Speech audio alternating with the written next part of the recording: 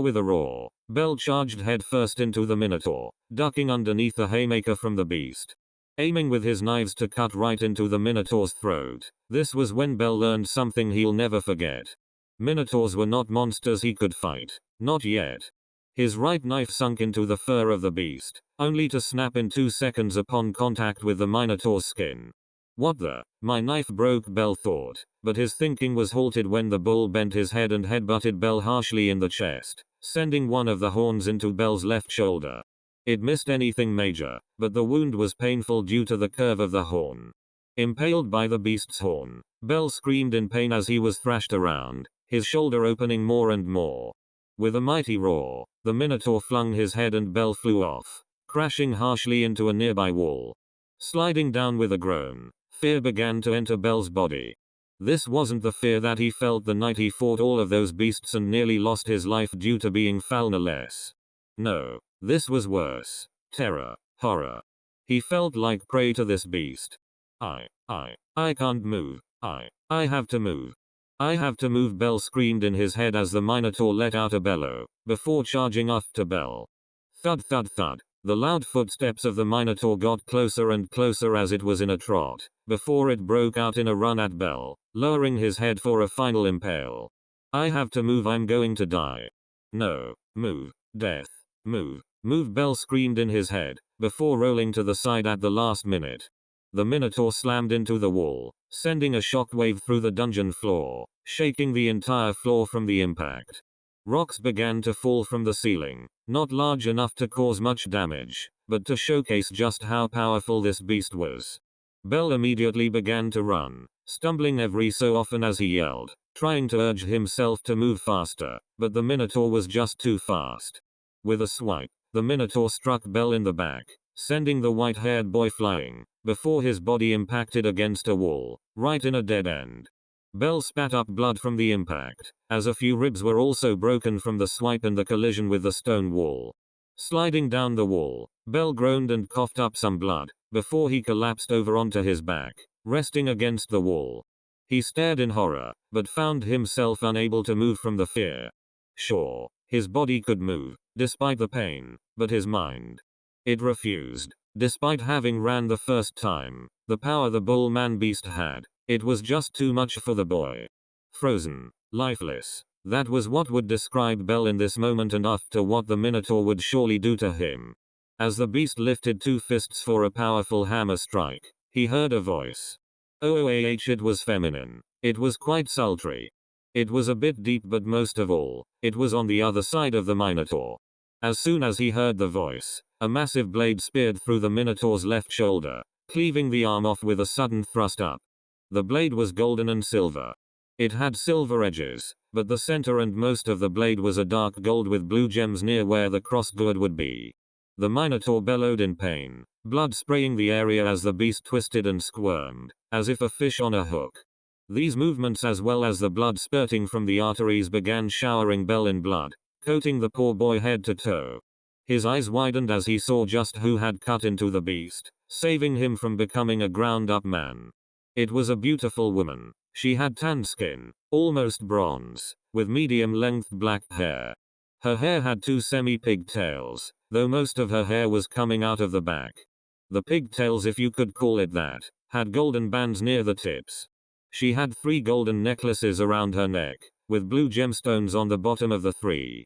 She wore very little clothing, not something that anyone but an Amazon would consider decent. She had a white tube top, just covering her breasts and doing a decent job at that, though lots of cleavage was visible. The tube top had golden seams along the top and bottom.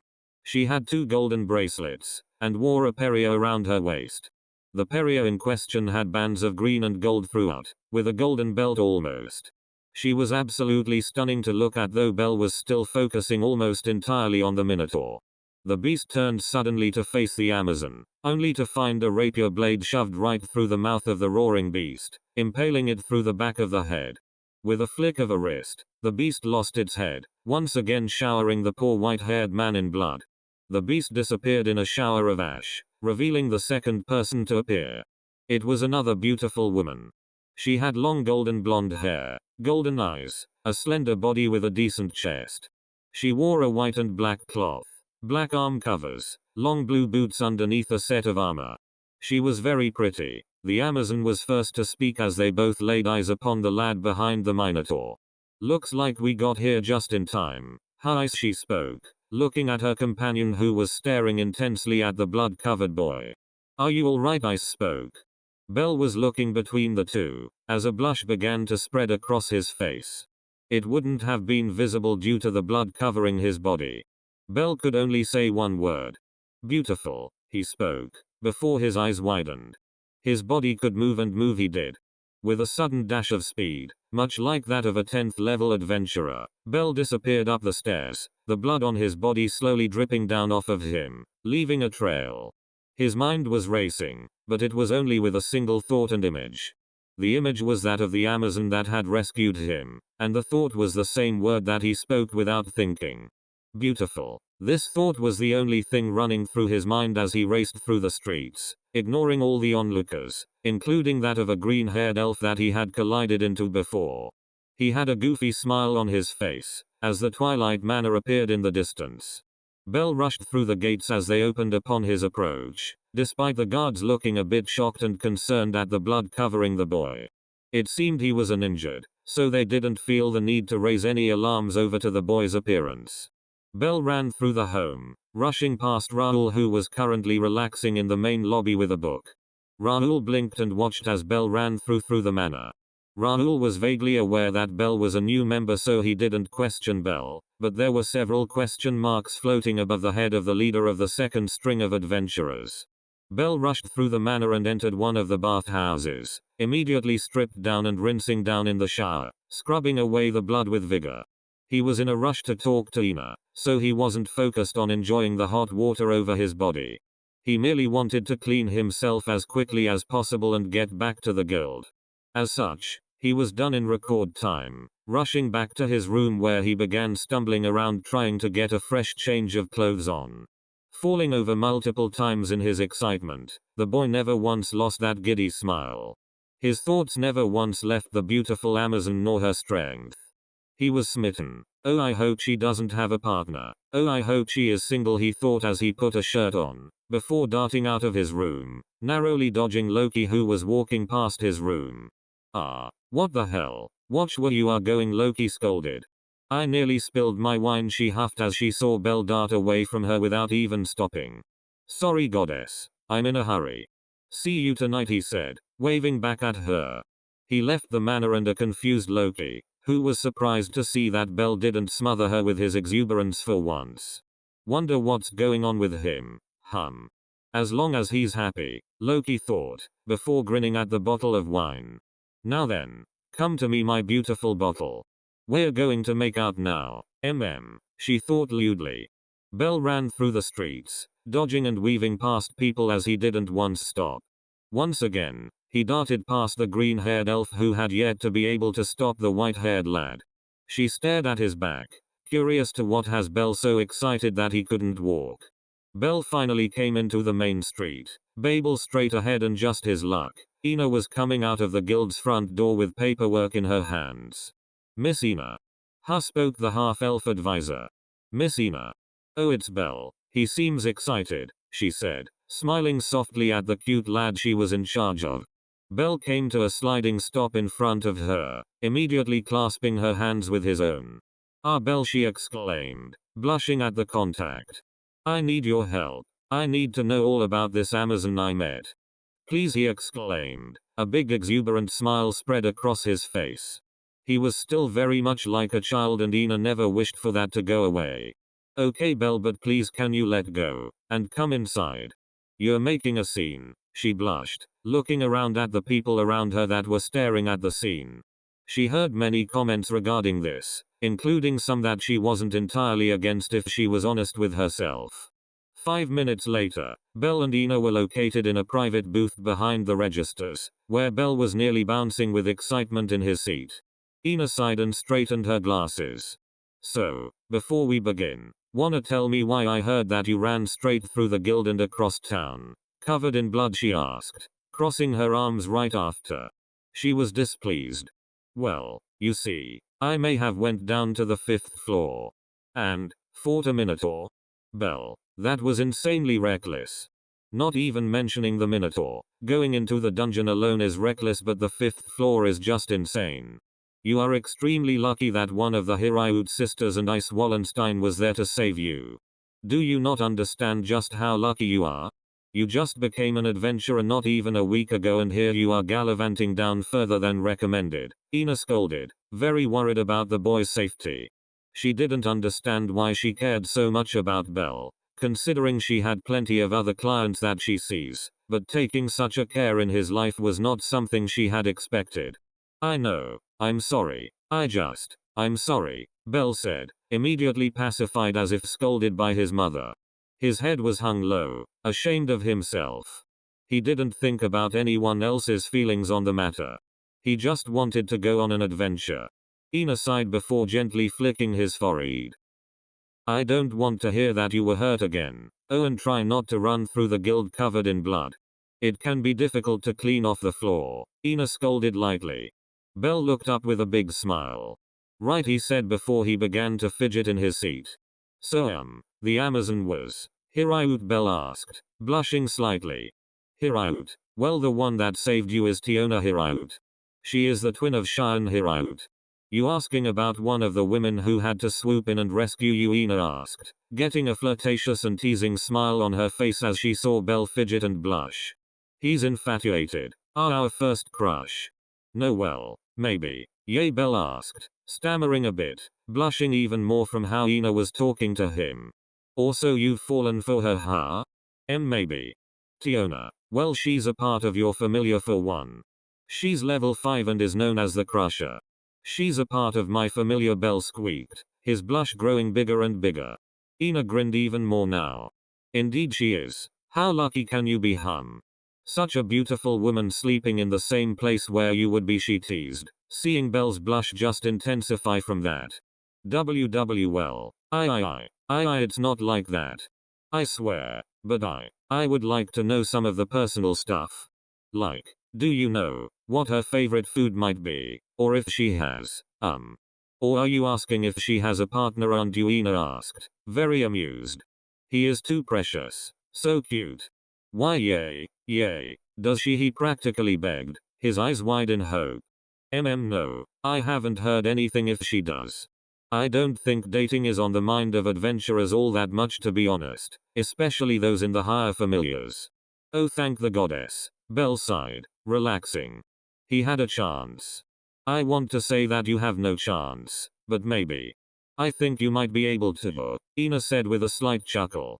If you work really hard and get stronger, I think you'll be able to impress her. Just be safe and come back. Cause a dead Belle can't get the Amazon, she teased, giving him a warm smile. Right, he cheered, standing up with Ina, who began to escort him out of the guild, since their talk was pretty much done. Walking with him out, Ina could only smile. He's going to be a handful, she thought, as Belle turned to her with a big smile. Thank you so much, Ina. I love you, Belle said as he ran out of the door, heading off towards the manor.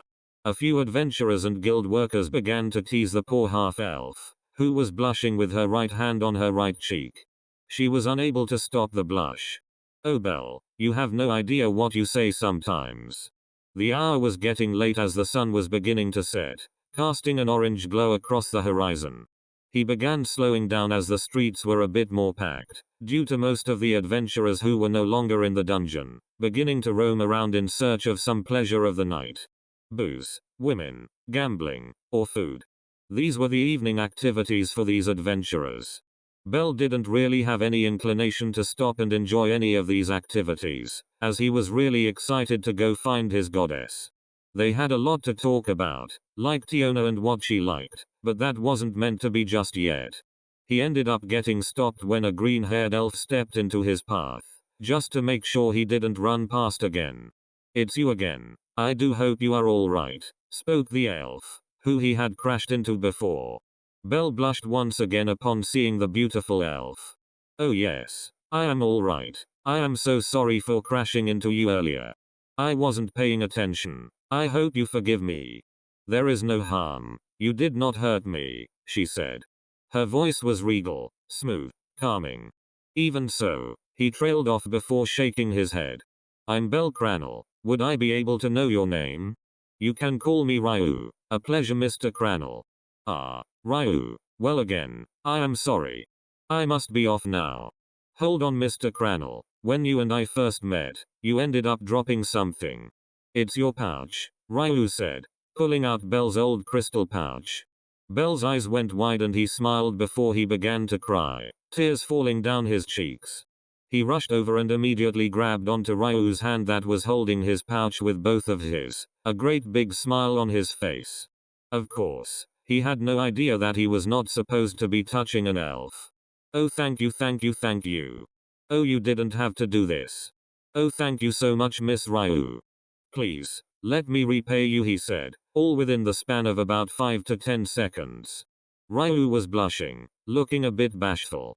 Ah, you're making a scene. It's nothing. You're getting too excited, she said, almost shyly. Bell shook his head and smiled. It's not nothing. Anyone could have taken this and sold it. I'm sure you could have gotten a good payout just from finding this. This means a lot more than you think, Bell stated as he held onto her hand still. He released her hands after a few seconds. Ah, I know. I'll buy you something to eat at the place you work, he asked, looking at her hopeful. He was really trying to pay her back. Ryu stared at the boy before nodding slightly. Alright, we're about to have a big party come in anyway, so I should be heading back. Follow me, Mr. Cranel, Ryu said, turning on her heels before heading back into the inn that she just came from. The hostess of fertility. Staring up at the sign for a moment, Bell stumbled before following Ryu once again, looking around at the packed pub. Ah, Ryu, was wondering where you went, spoke a gruff yet feminine voice. We need you to get ready. Sin needs help prepping for the large reservation. Yes, Mia, Ryu said before turning to Bell. Go take a seat at the bar. Mia will take good care of you, she said, bowing her head to Bell before leaving to go in the back to help Si prepare. Bell nodded and took a seat in the far corner of the counter. Mia glanced at the boy as she was washing a mug with water and a rag, before humming. So, you and Ryu hum? You must be the boy that ran into her, is that right? Why yes, Bell said, a bit intimidated by the hulking woman. You are here to make up for causing her trouble, right, she asked, raising a brow. Why yes, I promised I'd buy her something to eat or whatever else she preferred. Oh, well, make sure you buy her a very big one then. Ryu eats quite a lot, Mia said, though she didn't mean it. She was going to make this boy pay up for Ryu's sake, especially considering Mia did in fact see Ryu outside being touched by this boy. Odd that she didn't respond with force though. Usually everyone by now knows not to touch her, Mia thought before sighing. Well, what will it be, boy? Yes. Order whatever she wants to eat and I'll pay it. Please. I'm sorry, Bell said, bowing his head multiple times to Mia, who merely smirked and went to prep the order. It was then the doors busted open. A familiar and lovely voice was heard. We have arrived. YAAA. We are going to get drunk, feast, and get drunk some more, Loki yelled out in pride. The tavern cheered almost unanimously in agreement to that. It was always a party with the Loki familiar. Bell looked excited. His goddess was here and so was Tiona. He was about to get up from the table to come join his goddess, wanting to at least say hello, but then a voice spoke up. It was one of the 3 men that had come along with the group. It was a werewolf. Hey, hiccup ice. Tiona, it's about time you told everyone about what happened earlier today. It's absolutely hilarious, he laughed, obviously a bit drunk due to the flush on his face. What story is that, Ice asked, tilting her head. It was kinda cute. Tiona, on the other hand, felt sour. She already knew what story Bet was trying to get out. You know the one. All those damn minotaurs, he laughed. You know, Tomato Boy, he grinned. Bell felt his stomach tighten as nausea began to build up. He felt absolutely ill as the story of his blunder began to come out. You had to go down to the 5th floor to finish them all off, right? Haha, that's when you came across Tomato Boy, right? That weak little shit who nearly got turned into a pancake. Of course, he's talking about me. He has no idea I'm here or in his familiar. I'm so weak. But fine, I'll tell it. I heard it earlier. Okay, so check this. There's this little pussy running around, right? Running and screaming his head off like the weakling he is. So this big ugly monster is there, chasing this weakling. Just as he's about to get smooshed, Tiona and Ice just swoops in and cuts the Minotaur. The wuss gets absolutely covered in blood and starts looking like a big stupid tomato. Oh, it was hilarious, but that's not even the best part. Tiona's sister and the blonde elf with them were listening intensely. Surprisingly, Loki was not really enjoying the story. Ever since she had taken in Belle, she felt differently about weaklings, as Bet puts it. No one has yet to notice Belle was in the bar, listening the entire time. When these two swoop in and save his ass, you know what he does to thank them. He runs away. Ahahaha. What a complete and utter pathetic jackass. Ice frowned. I don't think he can be blamed for all of that. That'll be enough out of you, Bet, spoke another voice. It was also female. It was the mature green-haired elf of the Loki familiar. It isn't his fault. It was our mistakes that allowed the Minotaurs to escape the 17th floor. It wasn't the kid's fault. Stop it. What? You know damn well that the idiot bit off more than he could chew by trying to be a hero. I even heard he charged at the Minotaur Reveria. He's a weakling and a loser. You can ask Ice and Tiona. Ice. Tell her the truth. Who's the better looking hero, huh? Me or that tomato squirt? I'm so weak. I don't deserve Tiona. He's right. I'm a weakling and I'm pathetic, Belle thought, tears beginning to spill freely down his cheeks, his shoulders shuddering as he continued to listen like some masochist.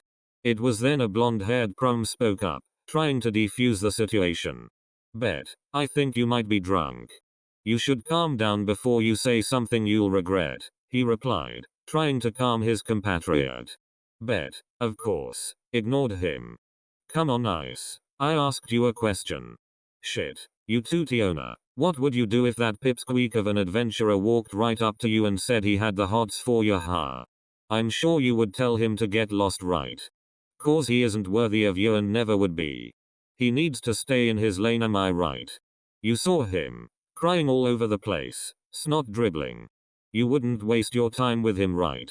That puny pathetic brat doesn't even deserve to be near you, let alone try to even get with you. What an embarrassment. That's right, I'm an embarrassment. An embarrassment for my goddess. She won't even say anything. She knows it's true. Could you imagine a pussy-ass sniveling infant like him as your partners? No, I don't see it for the Sword Princess or the Crusher herself. No, you need someone on your level. Someone like me. It was in that moment, Belle made a run for it. Head down, tears flowing, his stool clattering loudly to the ground, the white-haired lad ran for it, running past the Loki familiar who watched as he ran off. Belle, Loki exclaimed, getting up suddenly from the bar. Tiona immediately stood up, eyes wide as she saw who ran out. It was the boy Bet was berating. Cheyenne sighed. Looks like another dine and dash. Mia won't be happy, the elder sister said, before watching as Tiona dashed out of the inn to try and give chase only to pause. The boy was gone. Ryu was also there, staring at the direction that Belle had ran off to. Unfortunately, he was gone, so they returned to the bar where Loki was frowning. Her eyes were open for once, filled with concern. Reveria, the green-haired elf, turned to Loki. You said something, was that his name? Do you know that kid, the elder elf asked. It wasn't common to see Loki so worked up over something. Oh, yay. I didn't get to tell you, but I ended up recruiting someone and giving them my blessing while you guys were in the dungeon. The one who ran out and apparently the one that Bet was insulting? That was him. Belle Cranel.